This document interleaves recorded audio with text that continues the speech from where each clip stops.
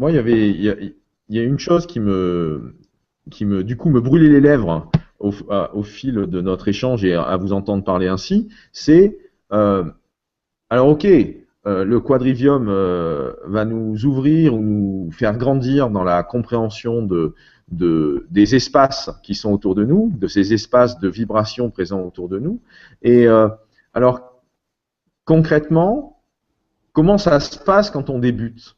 Comment ça se passe l'apprentissage? Est-ce que votre recommandation, c'est de nous dire installez-vous dans un transat près d'un solstice ou d'un équinoxe et observez, contempler? Ou est-ce que vous allez plutôt nous inviter à débuter en faisant des maquettes? Alors, tout dépend d'où on débute. Est-ce que, par exemple, si je veux débuter, est-ce que j'ai déjà une connaissance du ciel un peu? Est-ce que je connais quelque chose? Est-ce que je connais un peu la géométrie? Est-ce que selon les uns et les autres, c'est très différent. Euh, je fais des cours, hein, moi je fais des cours quadrivium, donc je reçois des groupes, j'essaie d'être à peu près 15 personnes, euh, et donc parce que au fait le quadrivium, on l'enseigne pas du tout comme à l'école, quoi. C'est pas, euh, il faut que les éléments passent vraiment par de l'expérience. Et donc, C'est-à-dire que les c'est de membres, l'expérience. Ouais, c'est de l'expérience et c'est pas de l'enseignement. Enfin, en tout cas, c'est de l'apprentissage par l'enseignement l'expérience. passe par l'expérience, voilà. C'est-à-dire que si je prends les nombres, par exemple, les nombres sont vraiment très, très ancrés dans notre société comme étant des quantités. Euh, Aujourd'hui, quand on parle nombre, on pense à des quantités. Pour les anciens, les nombres avaient des qualités. C'était principalement des qualités. Par exemple, si je prends un, c'est un nombre, c'est une quantité, mais c'est une qualité, c'est la notion de l'unité. Et si je prends 2, c'est la dualité, et donc c'est autre chose. Voilà. Donc, par exemple, quand je fais des cours quadrivium, je vais demander à quelqu'un de se lever et de me représenter le nombre 2, par exemple, avec son corps. Et puis, les uns et les autres, on essaye de le faire. On se rend vite compte qu'il n'y a rien à faire, puisque par mon corps, déjà, je représente la dualité. J'ai un devant et un derrière. J'ai toute une partie devant moi que je vois, où c'est le monde visuel, et toute une partie derrière moi que je ne vois pas. C'est le monde invisible à l'arrière de ma tête. Et donc, la dualité est quelque chose que je peux percevoir en tant qu'être. Il y a aussi forcément la dualité inhérente à l'humanité, qui est le masculin-féminin, mais le 2 a ses qualités. Quand le nombre 2 est utilisé, euh, il exprime ses qualités. Et là, c'est simple à dire pour un et 2, mais en réalité, c'est pareil pour tous les nombres. Tous les nombres ont une qualité. Et par exemple, ça change radicalement l'approche des nombres, d'aborder la qualité des choses. Oui, c'est vrai que sur cet aspect-là, signalons que d'un point de vue scientifique, là aussi, les frontières sont en train de bouger ou de s'ouvrir, hein, ou de se relier, puisque tant du côté philosophique que du côté même donc des neurosciences fondamentales et ainsi de suite, la notion de quanta, qui est quand même relativement connue ou fameuse aujourd'hui, assez commune dans cette notion de quantité, de quanta, de quantum d'action, etc., etc., ben depuis 15-20 ans, on a une notion de qualia qui est aussi en train d'émerger, de façon, c'est du côté des neurosciences en tout cas que il y a ce besoin de qualifier le percept, l'information, la donnée qui est perçue par le système de perception et la qualité de cette perception. Et donc il y a la notion de qualia qui commence à être considérée par les chercheurs et employée comme un élément pour décrire des choses qui jusqu'à présent, puisqu'on était dans le domaine de la qualité, échappaient à ce champ de description.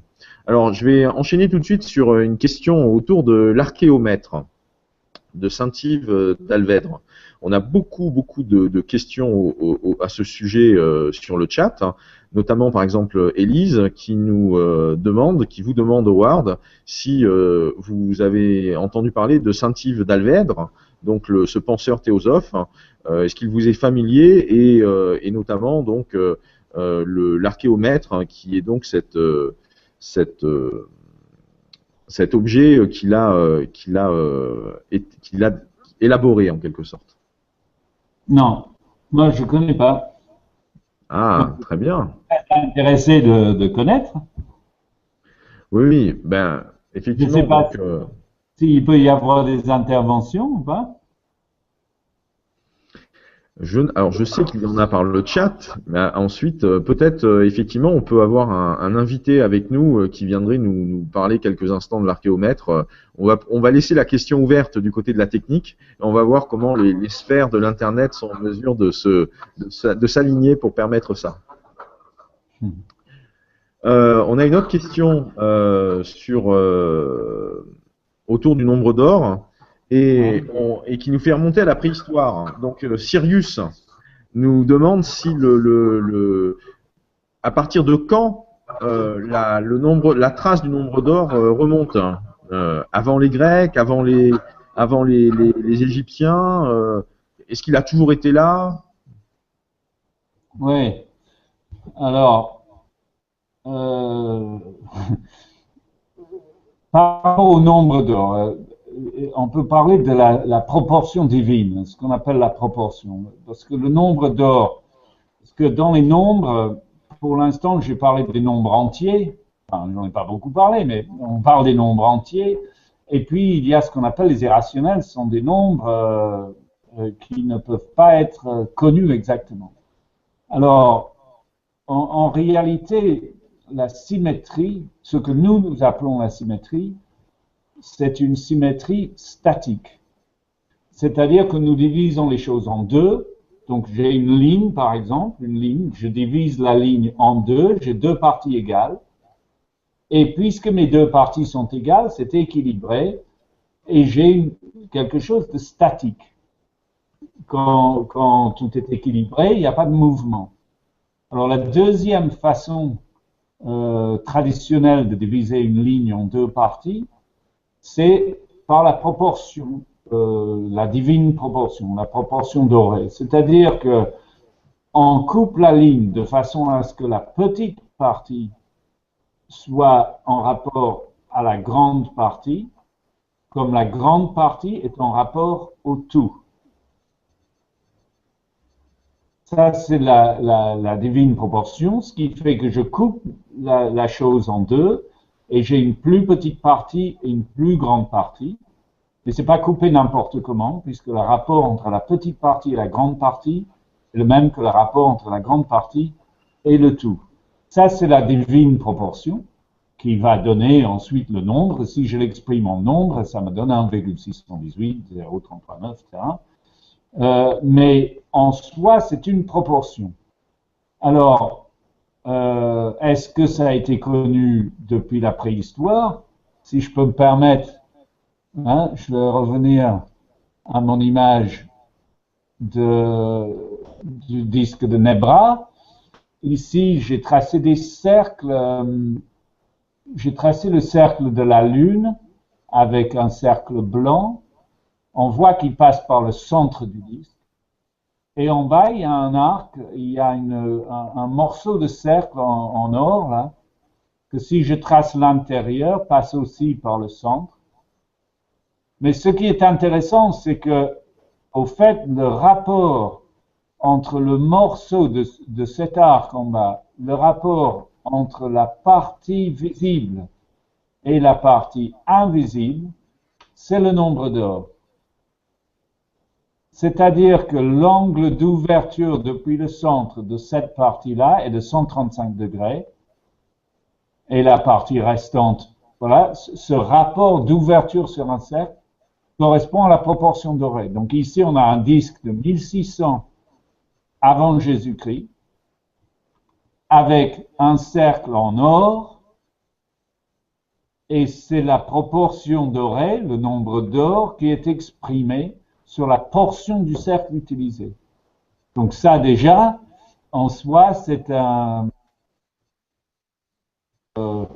très intéressant de comment, géométriquement, on exprime le nombre d'or. Mais j'ai aussi montré son existence dans les alignements de Karnac. Ça a été une énorme surprise pour moi, je ne m'y attendais pas du tout.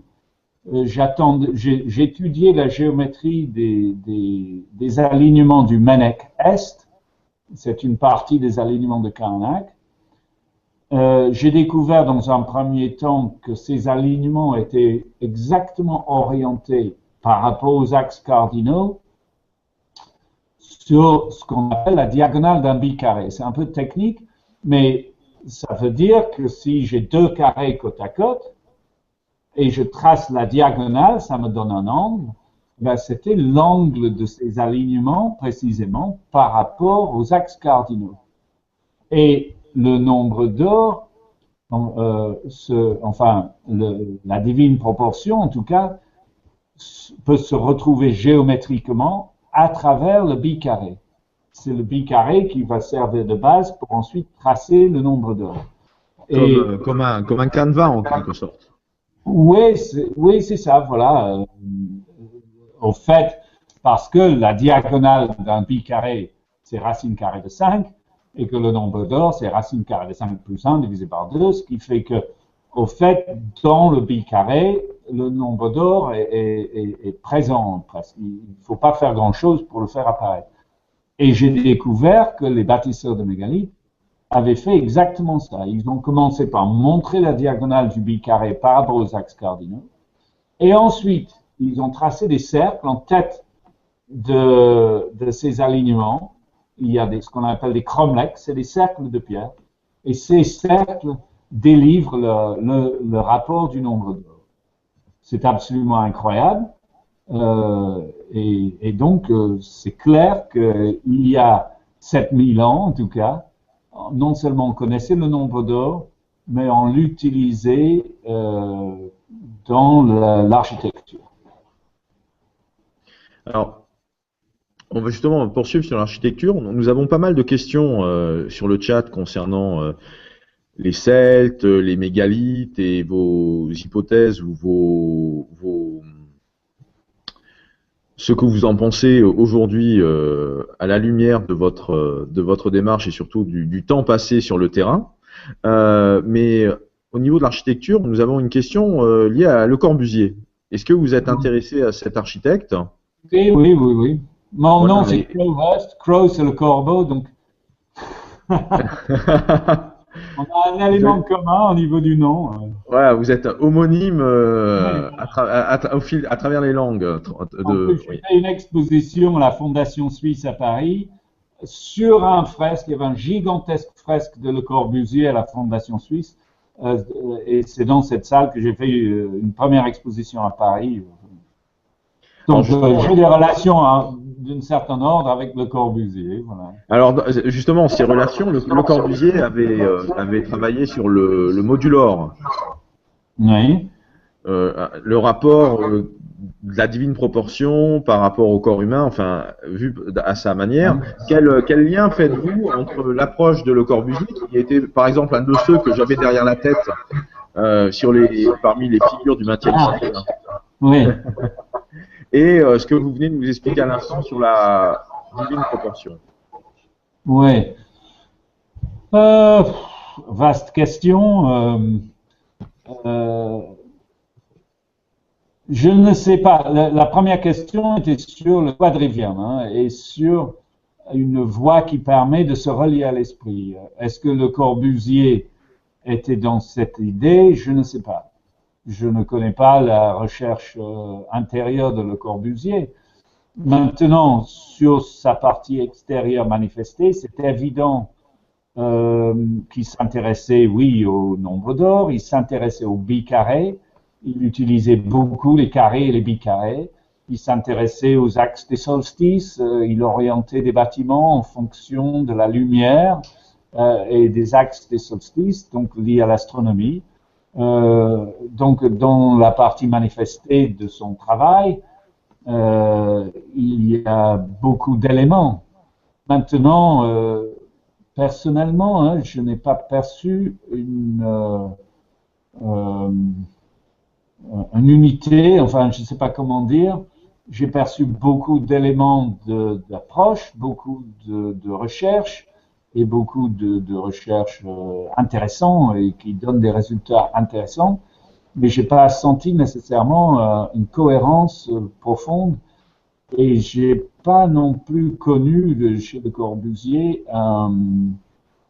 une origine traditionnelle, c'est-à-dire le fait qu'il s'inspire de, comment je peux dire ça, c'est difficile à dire ça, parce que évidemment il a étudié énormément l'Antiquité, mais disons, moi en tout cas, j'ai pas capté une sorte de cohésion de type quadrivium chez lui. Maintenant, ces recherches sont tout à fait orientées sur des aspects du quadrivium. Hein. Mais le nombre d'or, je voudrais revenir sur le nombre d'or, parce que c'est quelque chose d'important. Évidemment, ça existe dans la nature. L'angle que je montrais tout à l'heure sur le disque de Nebra, la partie du cercle qui correspond à la proportion d'or, c'est ce qu'on trouve dans la disposition des feuilles, par exemple, autour d'une tige. Les feuilles sur une tige vont se positionner, la feuille va sortir, et puis on va faire un angle, et puis hop, il y aura la feuille suivante, etc. Et ça, c'est selon le nombre d'or. Je crois que ça s'appelle la taxophilie ou quelque chose comme ça.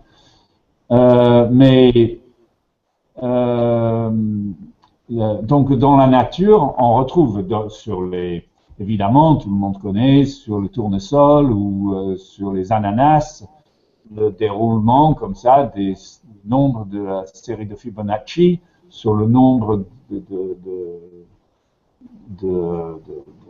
d'unités qui composent l'ensemble. Voilà.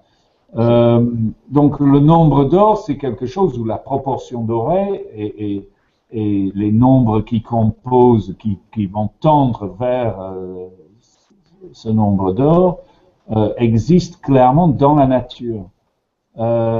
Mais c'est pas parce que quelque chose existe dans la nature que ça correspond à l'esprit tel que c'est compris dans le quadrivium. C'est-à-dire que j'ai envie de dire que pour ceux qui étudiaient autrefois le quadrivium, ce qu'ils cherchaient était quelque chose qui n'était pas directement accessible au niveau terrestre. Il y a une citation, alors qui a dit ça, je ne me souviens plus, quelqu'un de Chartres a dit que quand l'esprit s'élève de la terre, la première chose qu'on va rencontrer sont des nombres. J'ai la citation exacte quelque part, mais c'est ça l'idée. Alors, je ne pense pas que le nombre d'or a été, après tout ce que j'ai dit, qu'on le trouve dans la préhistoire, ça va sembler bizarre, mais je ne pense pas que c'était une préoccupation. Je pense que dans le quadrivium, par exemple, ou dans la géométrie du quadrivium, le triangle 3, 4, 5 était beaucoup plus important que le nombre d'or. Alors, justement, en termes de citation, pour rebondir sur ce que vous nous avez partagé, il y a Morgane qui nous partage une citation de Rumi qui va faire écho avec l'échange. Voici sa citation: dans les cadences de la musique est caché un secret. Si je le révélais, il bouleverserait le monde. Donc cette citation est du sage mystique Rumi. Oui. Côté tradition soufie, monde oriental et musulman. Le quadrivium existait-il aussi de ce côté-là du monde? Ah, pour moi, oui, je pense. Pour moi, c'est évident. C'est évident. on a toutes les traces de la musique, de la géométrie, de l'astronomie et des nombres. C'est évident. Je pense personnellement qu'à un moment donné, de toute façon, cette recherche de l'esprit et de l'unité était terrestre.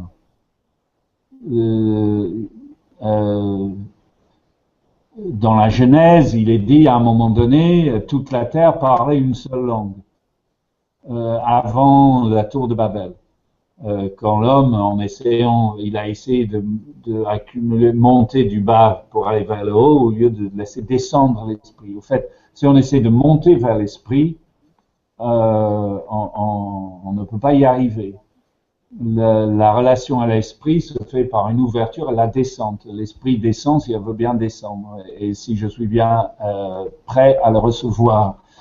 Mais je pense que quand il est dit dans la Genèse et toute la terre parlait une seule langue, je pense que cette langue c'était en quelque sorte le quadrivium, c'était la langue des nombres, de la géométrie, tout ce qui est lié à la beauté au fait. Hein. On n'a pas utilisé ce mot pour l'instant, mais la beauté, on peut dire, c'est quelque chose qui est c'est un aperçu d'un ordre supérieur. Oui, c'est comme si c'était une évidence ou un ressenti qui permet de nous ouvrir la piste ou de nous inviter à saisir qu'il y a, c'est une porte d'entrée à cette harmonie ou à cette cohérence qui est là et qu'on ne va pas forcément appréhender spontanément ou dont on n'est pas pleinement conscient, si l'on veut prendre certains termes d'aujourd'hui.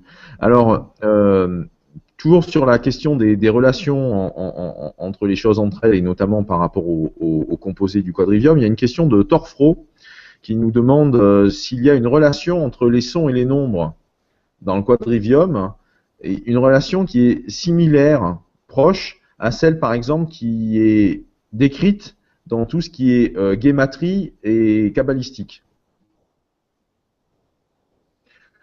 Alors, avec les notions de permutation, les notions de codage. Oui. Alors, les nombres et la musique sont intimement liés, puisque dans le quadrivium, il est dit que la musique, c'est l'expression du nombre dans le temps. Donc, alors que la géométrie, c'est l'expression du nombre dans l'espace. Et ici, on peut se référer à Pythagore, hein, puisque Pythagore, c'est lui qui représente la musique sur la cathédrale de Chartres.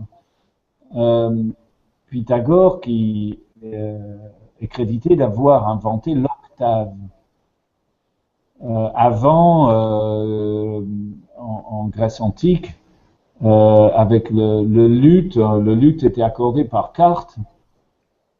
Et j'ai appris d'ailleurs que le fait de mal accorder le luth pouvait être puni par la peine de mort. Donc, si on... voilà. Oui, ça blague pas. Non, parce que c'est comme si on se met un problème d'harmonie carrément dans le cosmos en mal accordant le luth. Et donc l'octave n'était pas connu en quelque sorte. Et c'est Pythagore qui a introduit l'octave. En introduisant l'octave, il introduit cette notion du doublement. Parce que l'octave, c'est un doublement des vibrations. Donc on part, si on a 100 vibrations par seconde, et ben si on passe à 200 vibrations secondes, on passe à l'octave. Et du coup, la division des nombres, alors c'est une étude très intéressante de voir les différentes gammes. Parce que la division de l'octave ensuite selon des fractions, c'est ça qui va donner lieu à des gammes différentes. Pythagore avait inventé lui-même une gamme, la gamme de Pythagore, qui n'est pas pareille que ce qu'on appelle la gamme naturelle. Donc la gamme naturelle est une gamme liée à la résonance, où c'est des notes qui vont apparaître par sympathie, en résonance avec des notes qui sont jouées. Et petit à petit, on développe l'octave. C'est pas pareil que la gamme que nous utilisons aujourd'hui, la gamme tempérée, qui est plébiscitée par Bach et d'autres. Et cette gamme-là, qui est une gamme mathématique, hein, chaque intervalle, c'est la 12e racine de 2. Donc, on prend l'octave et on fait la 12e racine de 2 pour créer les notes, les 12 notes. Donc, c'est tout à fait mathématique. Et l'avantage de cette gamme, c'est que la gamme est pareille en montant et en descendant, et on peut jouer dans n'importe quelle tonalité dans cette gamme sans réaccorder son instrument. Et c'est l'introduction de l'orgue dans les églises qui a rendu obligatoire en quelque sorte cette gamme, puisque réaccorder une orgue, ça prenait quand même un certain temps. Mais à l'origine, Pythagore, lui, avait développé une gamme où les rapports numériques sont extrêmement intéressants. Voilà, ça dépasse le cadre de ce soir de rentrer dans les détails. Mais on en parlera, effectivement, on en parlera sans doute prochainement lors d'une prochaine émission. Et puis aussi, rappelons que vous avez donné des conférences, il y a des DVD qui sont disponibles, il y a des ouvrages que vous avez écrits à travers votre maison d'édition Epistéméa. On a parlé des plantes et de la géométrie des fleurs, du tournesol. C'est un sujet qu'on a pu aborder ensemble dans Orbs, dans la revue à laquelle vous contribuez et que j'ai le plaisir de coordonner. Mais je voudrais là ouvrir, puisqu'on a des questions qui vont dans ce sens-là, sur le chat, du côté de la géobiologie et du sol. Parce qu'on a parlé de l'astronomie, donc des étoiles, on a vu les Pléiades qui venaient régulièrement comme ça se positionner sur des artefacts archéologiques. Et en même temps, donc avec les mégalithes, il y a des proportions, il y a de la géométrie là-dessous. Et en même temps, ils ne sont pas placés n'importe où. Ils ne sont pas placés n'importe où par rapport à leurs coordonnées géographiques en regard du ciel et des angles des objets célestes, mais aussi par rapport à ce qui se passe dans le sol. Qu'en est-il par rapport à ça? Quel lien avez-vous pu observer entre l'emplacement des mégalithes et aussi ce qui se passe dans le sol et pas uniquement dans le ciel? Oui. Alors, c'est évident qu'il y a des relations entre les énergies du sol et le positionnement des mégalithes, mais on est devant une question un peu de poule et d'œuf. Qu'est-ce qui vient en premier? Est-ce que le menhir a été posé sur un lieu particulier à cause de ce lieu particulier, ou est-ce que le lieu est devenu particulier à cause de la présence du menhir?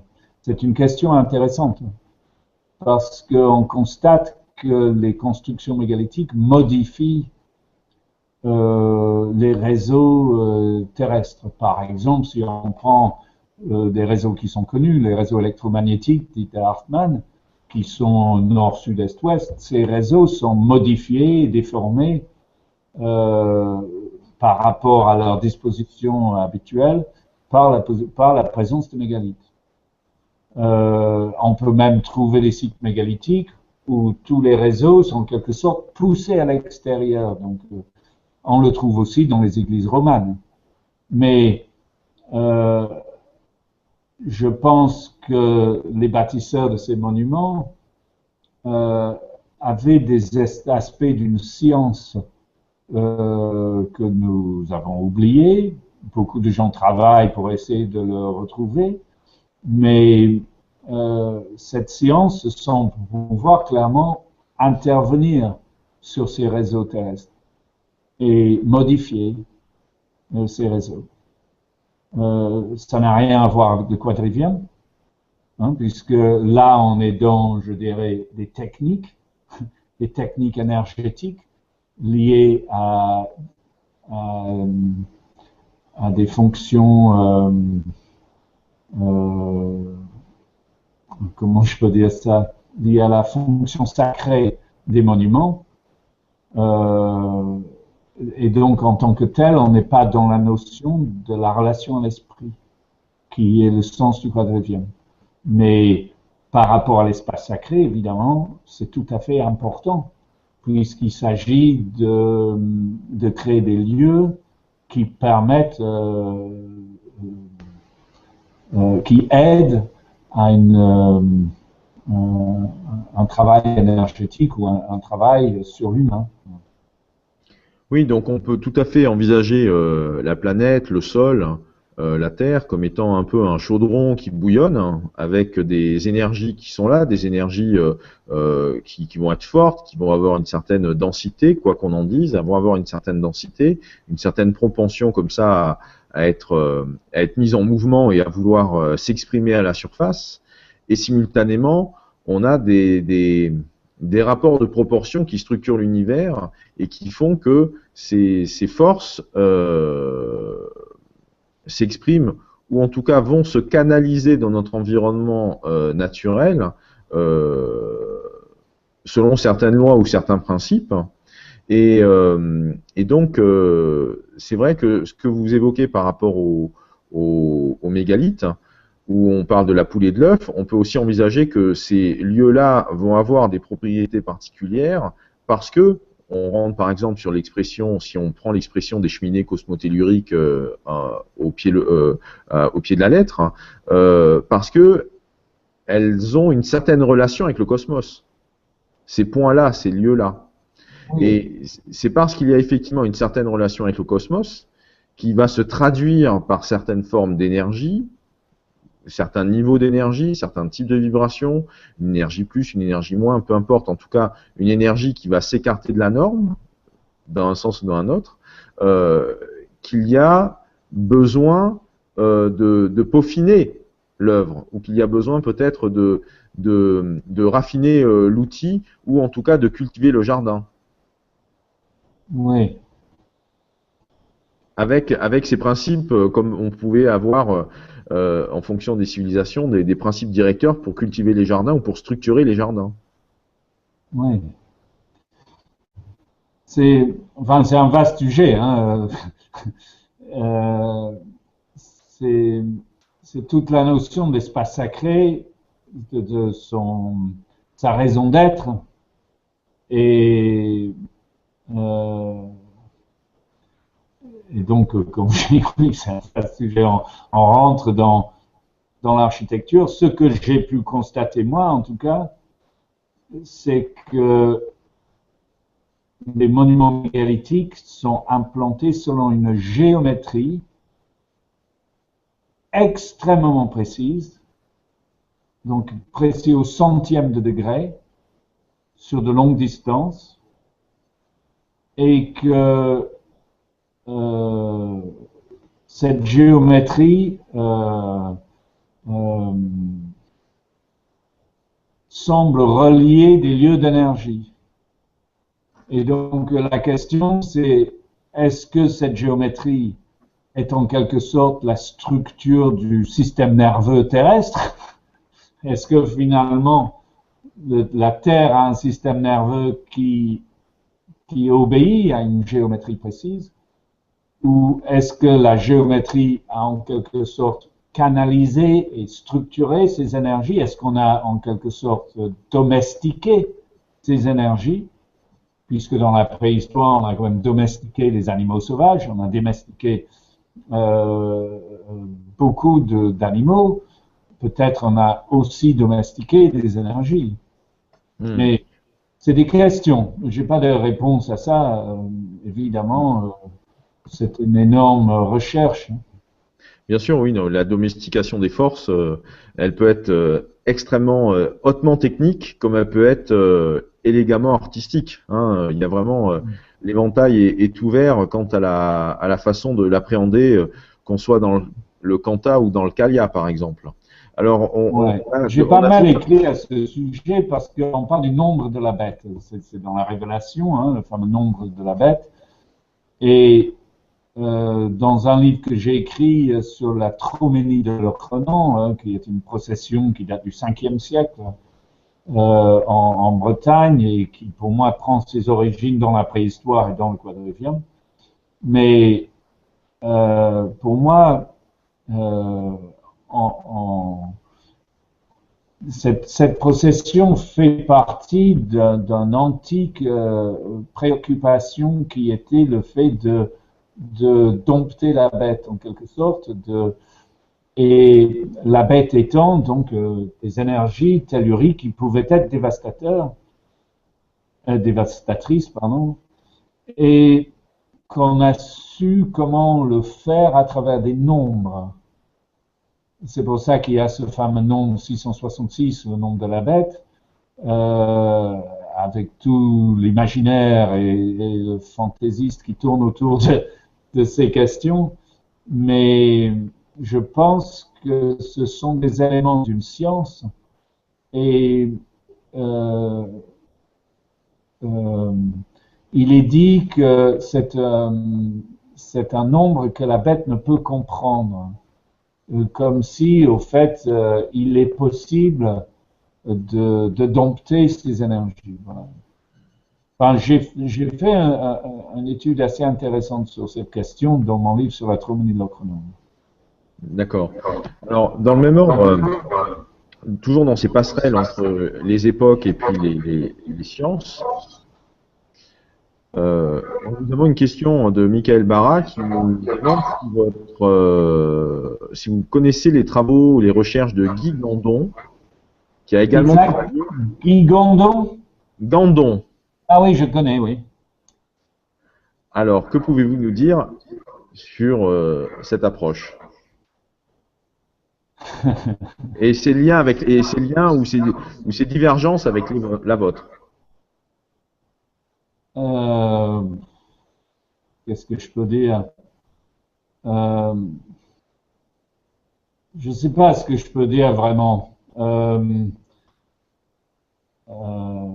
je, je pense, hein, j'ai assisté il y a de nombreuses années à sa première conférence qu'avait fait Guy Gandon concernant le cadran solaire de Gavronis, où il évoquait le positionnement des sites autour de Gavronis en fonction des solstices. Et à ce moment-là, il proclamait déjà être le premier et le seul à connaître ces éléments, alors qu'a priori, il n'avait jamais lu des ouvrages précédents, puisque, au fait, ce qu'il disait avait déjà été écrit par l'association archéologique Kergal 20 ans auparavant. Mais je saurais que dire exactement en restant poli, quoi. D'accord, au moins c'est dit. Voilà.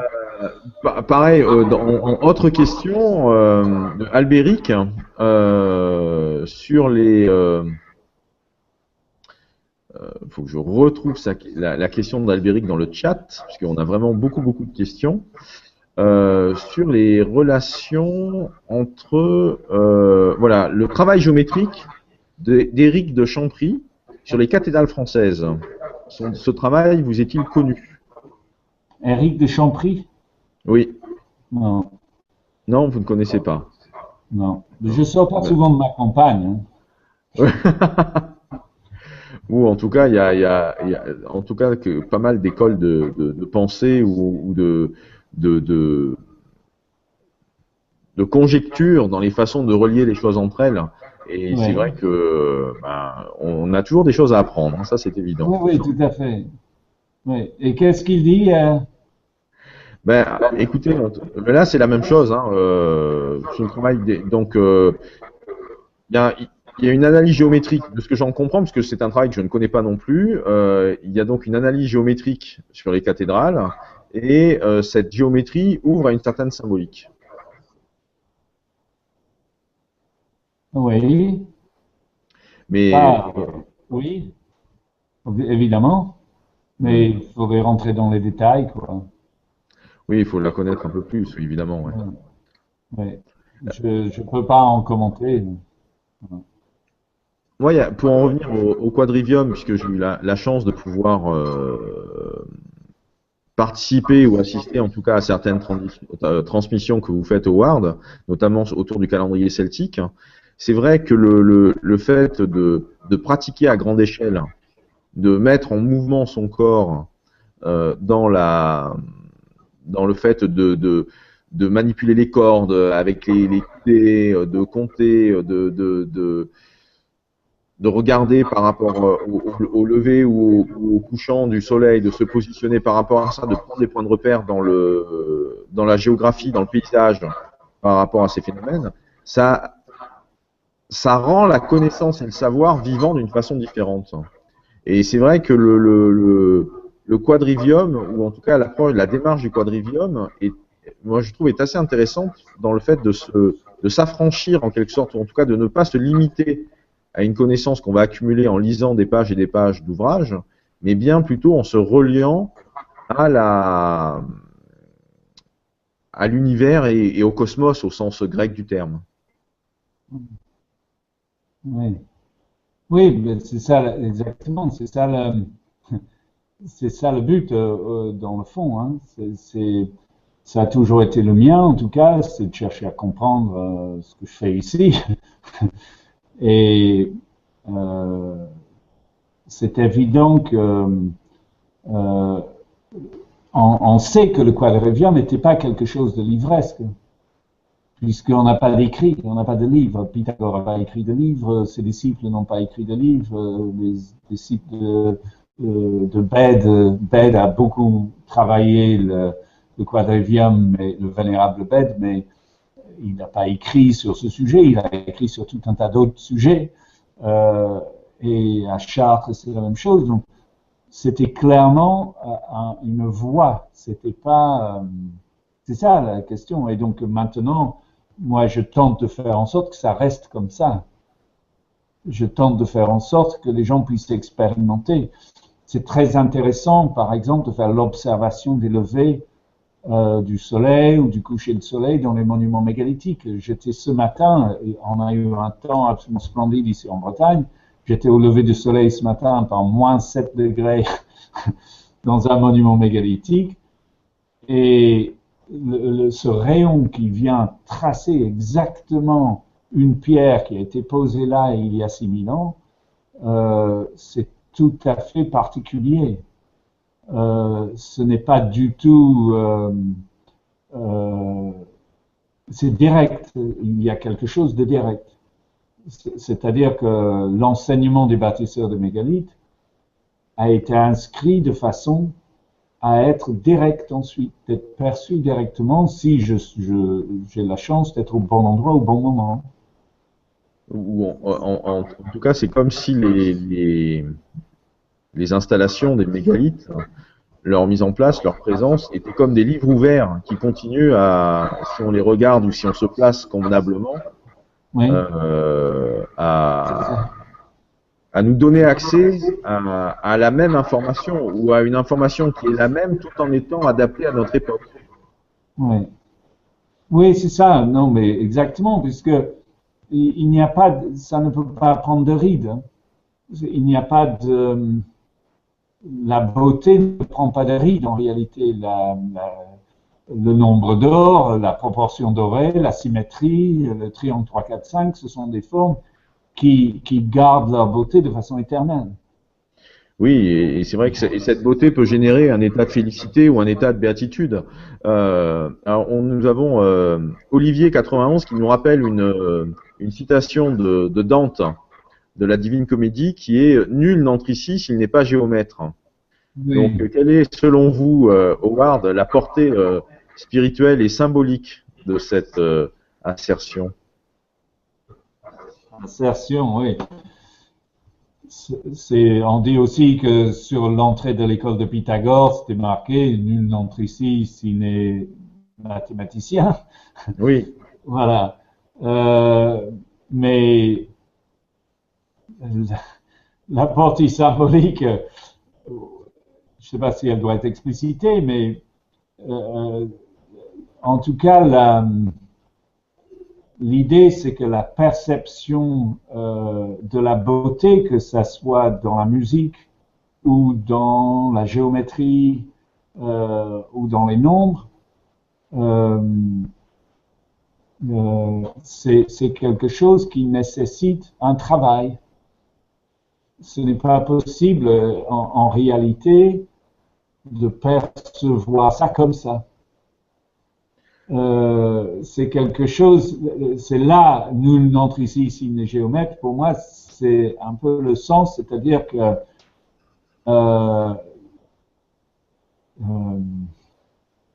ben, je ne peux pas percevoir la beauté d'un 3, 4, 5, d'un triangle 3, 4, 5, si je ne sais pas ce que c'est. Ou si on n'a pas pris soin ou veillé à approcher la cohérence sous-jacente à ces objets. Oui, oui, c'est ça. Prenons le 3, 4, 5. C'est très intéressant puisqu'on parlait de musique, de nombres. Voilà, là, on a un élément, le triangle 3, 4, 5. C'est un élément tout à fait intéressant puisque ces trois nombres qui se suivent, 3, 4 et 5, c'est une forme à angle droit. Donc, l'angle droit a une signification très importante, hein, auquel je ne peux pas entrer maintenant, mais l'angle droit est extrêmement important. Et donc, Howard, je suis obligé de vous interrompre. On est justement là pour ça. Alors, s'il vous plaît, rentrez dedans quelques instants sur la signification, ou en tout cas sur les dimensions essentielles qu'ouvre l'angle droit. Oui, oui, d'accord, ok. Mais c'est-à-dire que au départ de tout, il y a le cercle. Si on regarde dans le ciel, tout est circulaire. La Lune, le Soleil sont circulaires, tout tourne en cercle, donc c'est le cercle qui est le point de départ. Et toute forme peut être dessinée à partir du cercle et puis de la ligne droite. Et la division du cercle va commencer à générer des formes. Donc, en tout cas, l'angle droit, c'est la jonction de deux axes. Hein. C'est la croix dans le christianisme. C'est la jonction de l'axe vertical et l'axe horizontal. C'est le nord, sud, est, ouest. Donc, le nord et le sud, c'est l'axe de rotation de la Terre. Et l'est et l'ouest, c'est les points médians de la course du Soleil au long de l'année. Donc, c'est une géométrie naturelle qui s'inscrit sur la Terre. Et donc, le ciel, c'est circulaire et l'angle droit, c'est terrestre. Donc, le cercle n'a pas de début ni de fin, mais quand on commence à structurer l'espace, on introduit l'angle droit. Et le triangle 3, 4, 5, c'est une façon extrêmement simple de déterminer l'angle droit. C'est-à-dire que si je trace 4 unités dans un sens et 3 dans un autre, quand je n'ai 5 exactement entre les deux extrémités, j'aurai un angle droit parfait. Et donc, ce triangle 3, 4, 5 va délivrer l'angle droit avec 3 nombres à suivre, mais en même temps, il donne des proportions qui sont des proportions de ce qu'on appelle l'accord parfait. Si je prends le nombre 1 comme le fondamental ou le fondamental musical d'une note, donc je prends le nombre 1, donc le 2, c'est 2 fois 1, donc c'est l'octave de cette note-là. Chaque fois que je double un nombre de vibrations, je vais passer à l'octave. Donc si 1 c'est mon fondamental, 2 c'est l'octave, 4 c'est l'octave au-dessus, 8 c'est l'octave au-dessus, je double à chaque fois.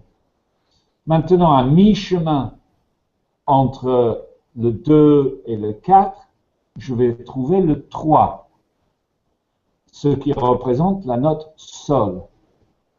La note Sol, c'est la quinte, c'est exactement vibratoirement à mi-chemin entre Do et le Do supérieur. Donc, Do, Sol et Do, c'est 2, 3, 4. Et vibratoirement parlant, le 5, c'est Mi. c'est la note Mi. Ce qui fait que les nombres 3, 4 et 5, c'est Sol, Do et Mi, qui sont les notes qui composent ce qu'on appelle l'accord parfait. Et donc là, on a un exemple du rapport, par exemple, entre les nombres, la géométrie et la musique. Oui, oui.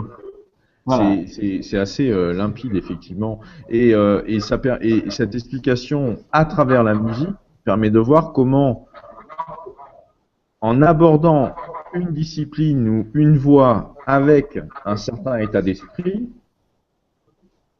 on est automatiquement dans le lien avec les autres aspects. Oui, c'est ça. Et donc, on peut tout à fait envisager, si on envisage le quadrivium comme étant une science ou une démarche source à l'origine, euh, qu'il y a des disciplines filles au quadrivium. Et Oui, notamment, nous avons un commentaire ici qui me semble intéressant dans ce sens-là, ou par rapport à la question qu'il pose, sur l'astrologie. Parce que dans l'astrologie, on a l'astronomie, on a les chiffres, on a de la géométrie également par rapport aux formes qui se créent.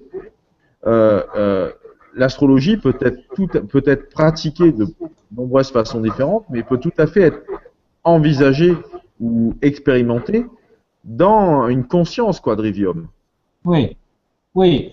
Quand on dit astronomie dans le quadrivium, c'est astrologie autrefois. Hein. Astronomie, c'est le terme aujourd'hui, ça veut dire nommer les étoiles, ça n'a pas beaucoup d'intérêt. Mais l'astrologie est la science des influences célestes. Et cette influence passe obligatoirement par la géométrie et par les nombres. Dans l'astronomie, dans l'astrologie, la notion des aspects, évidemment, l'angle droit en astrologie, le carré en astrologie, a toute une signification. C'est les forces qui se heurtent en quelque sorte. Et donc la géométrie enfin l'astrologie avec sa géométrie et les cycles qui sont inclus, c'est à la base le quadrivium, c'est évident. Maintenant, autrefois, a priori, si on croit l'histoire des rois mages, l'astrologie permettait de déterminer euh, non seulement l'instant, mais le lieu de naissance d'un Messie. Ça veut dire que la science était extrêmement développée. On savait non seulement quand, mais où aller. Voilà. Merci Howard C'est-à-dire que, ouais. pour cette réflexion. On va arriver au terme de notre discussion, de notre échange. Et il y a eu je vais terminer par une dernière question qui va faire sans doute le lien comme un cercle avec le début de notre conversation. Et donc il y a eu de nombreuses questions, certaines que nous n'avons pas reprises parce que, par exemple, sur le lien entre le quadrivium et l'architecture d'aujourd'hui, qui sont des aspects qui ont déjà été évoqués au début de notre échange, enfin en tout cas dans la première partie de notre échange. Donc cette dernière question, elle est assez personnelle, Howard, par rapport à toutes ces connaissances, que ce soit le triangle 3, 4, 5, que ce soit les rois mages, que ce soit le nombre de la bête, la profession de l'atroménie de Locreno dont vous avez parlé. Avez-vous été initié à ces connaissances ou les avez-vous assimilées par vous-même? Vous avez donné quelques éléments de comment vous avez rencontré le quadrivium en début de notre première partie. Donc peut-être peut-on compléter cela. Oui, j'ai été initié. Par une transmission orale. Oui, ça a commencé très jeune en réalité. Hein. J'étais dans une école dans le nord d'Angleterre, qui est la plus vieille école en Europe encore existante. Elle a été fondée en 969, l'école de Durham, qui a connu beaucoup de problèmes à travers les siècles. mais qui maintenait un enseignement très intéressant. Donc ça m'a mis sur une certaine piste quand j'étais jeune. Et puis ensuite, j'ai continué mes recherches. J'ai rencontré des personnes qui m'ont énormément apporté, évidemment. Et aussi, j'ai été initié par les mégalithes eux-mêmes. C'est-à-dire que c'est quelque chose, c'est très très difficile à comprendre pour celui qui n'a pas vécu. Mais quand, à certains moments, je comprenais par l'étude d'un monument, tout d'un coup, on dit en anglais the penny dropped, hein, la pièce est tombée dans la machine. C'est-à-dire que tout d'un coup, il y a quelque chose qui passe. Et à ce moment-là, je reçois une information ou un enseignement qui vient d'il y a 4000 ans ou 6000 ans. Et à ce moment-là, c'est dans l'instant. Il n'y a pas de temps à ce moment-là. C'est pas, je me dis pas, c'est une information qui est reçue dans l'instant. Et ça, c'est quelque chose que, ça vaut le coup d'attendre. Certains éléments que j'ai trouvés. Au fait, j'ai étudié les mégalithes pendant très longtemps sans comprendre grand-chose. À titre personnel, hein, j'avais lu beaucoup de choses, on m'avait dit beaucoup de choses, mais je comprenais pas forcément grand-chose. Et puis, à un moment donné, après des années, peut-être plus de 15 ans d'études, à un moment donné, tout d'un coup, j'ai compris quelque chose. C'est invraisemblable, quoi. Ça vaut toutes les années, parce que recevoir une information comme ça, enfin, voilà, c'est tout à fait exceptionnel. Et donc, personnellement, j'ai une sorte de gratitude très profonde vers les bâtisseurs de mégalithes. Et je comprends que ceux qui ont des mégalithes sur leur terrain et ça leur empêche d'avoir un permis de construire, ils sont pas très contents.